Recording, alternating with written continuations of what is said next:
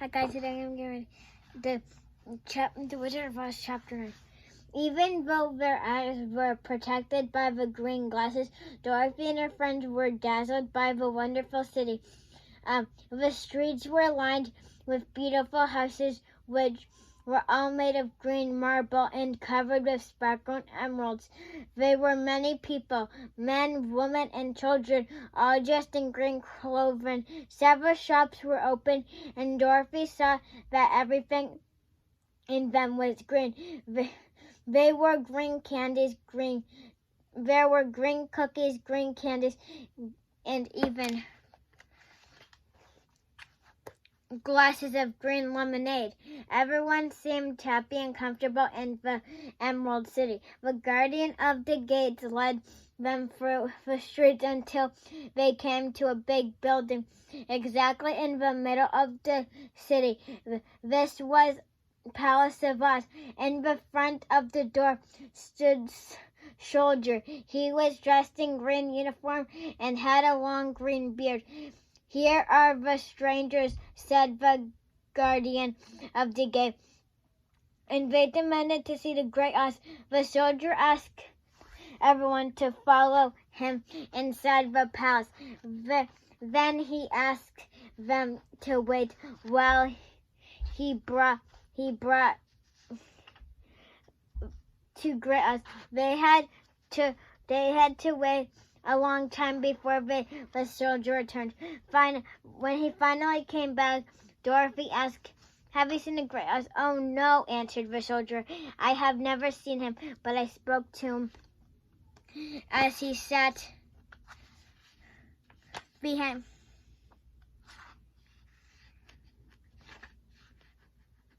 One second, I'm just saying.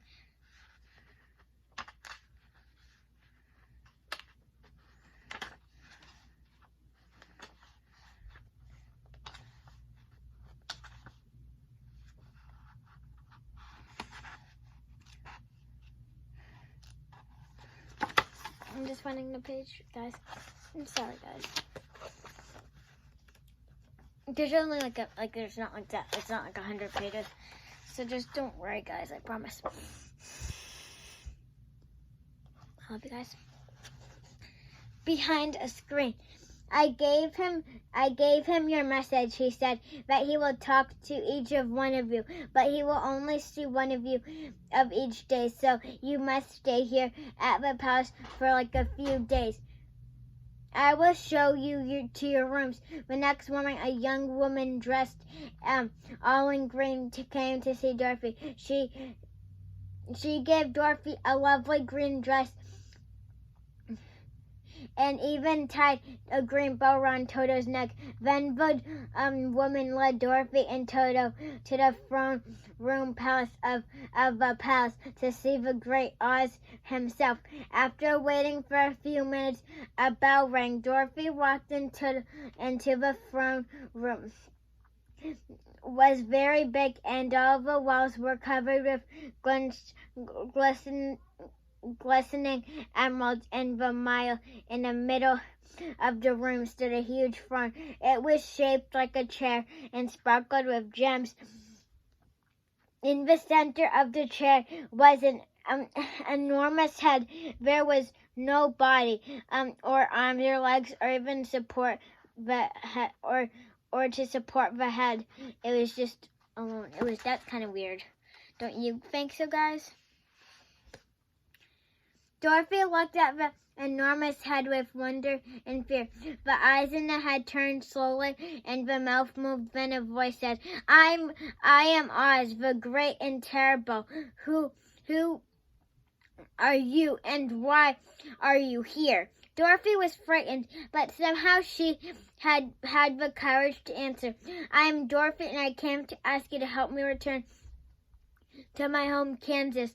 The eyes looked at her for a few minutes. Then a voice said, Where did you get the silver shoes, and what is the mark on your forehead?" "What is Dorothy explained that the shoes had been lodged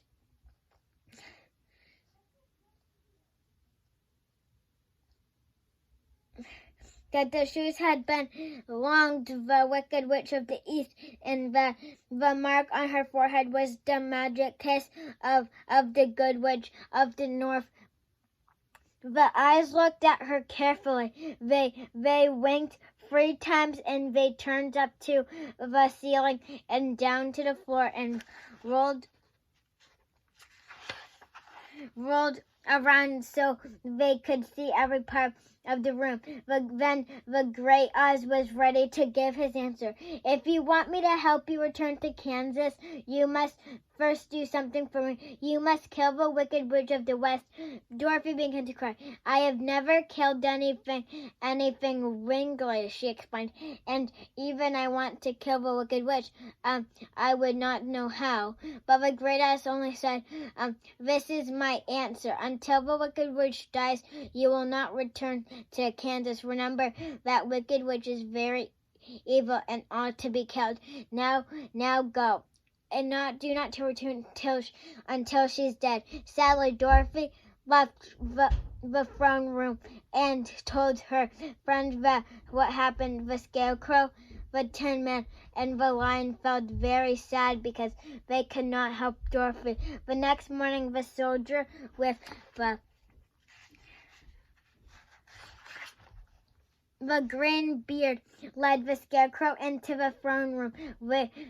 There were sitting and sparkling one beautiful woman dressed in green silk and covered with jewels. Large green wings grew from her shoulders. The Scarecrow bowed, and the beautiful woman said, I am the Great Oz. Who are you, and what do you want? The Scarecrow was very surprised. He expected to see the head Dorothy had told him about, but he answered the Great Oz and explained that he wanted more than anything else to have brains. Oz was quiet for a few minutes. Then he said, I never granted favors without something in return. If you want to kill the Wicked Witch of the West, I will give you the best brains in all the land. You will be the wisest man there is.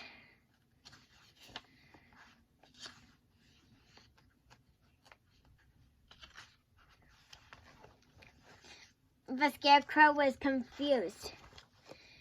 But you asked Dorothy to kill the Wicked Witch of the West, he said. So I did, answered Oz. I don't care who kills her, but until she is dead, I will not grant your wishes. The Scarecrow returned to his friends. He told them that the Great Oz had appeared in the form of a beautiful woman, but had refused to give him any brains until the Wicked Witch was killed. The next morning, the Tin Man was called in the throne room. But this time, the Great Oz appeared as a terrible beast. The creature was as big as an elephant and had like a rhinoceros. It had 5 arms, 5 long legs, thick woolly hair covered its huge body. The Tin Man had never seen such a terrible creature.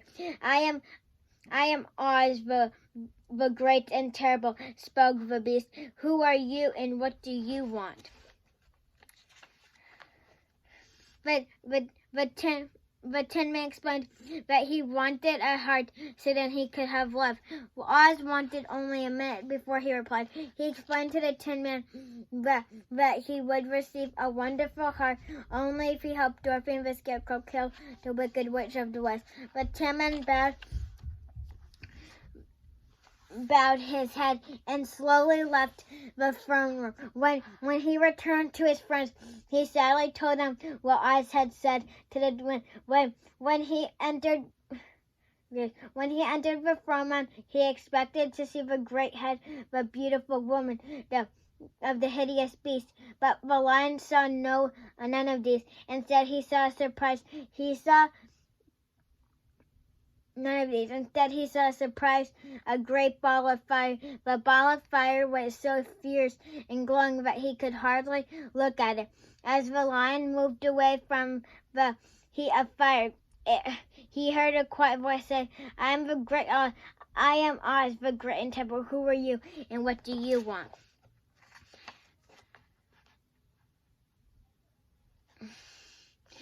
The frightened lion answered, I'm a cowardly lion, afraid of everything. So I came to beg you to give me courage so that I can become the king of the beasts.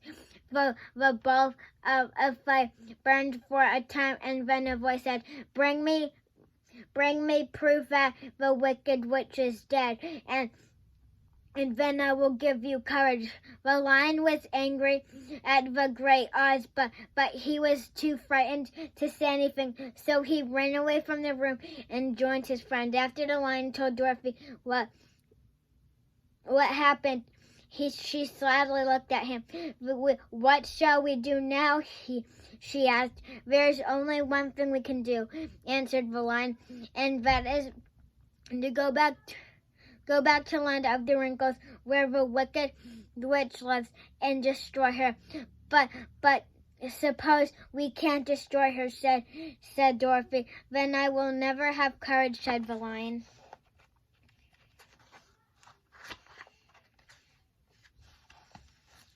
And I will never have a heart, said the Tin Man. And I will never have brains, said the Scarecrow. And I will never see Auntie Em and Uncle Henry, cried Dorothy.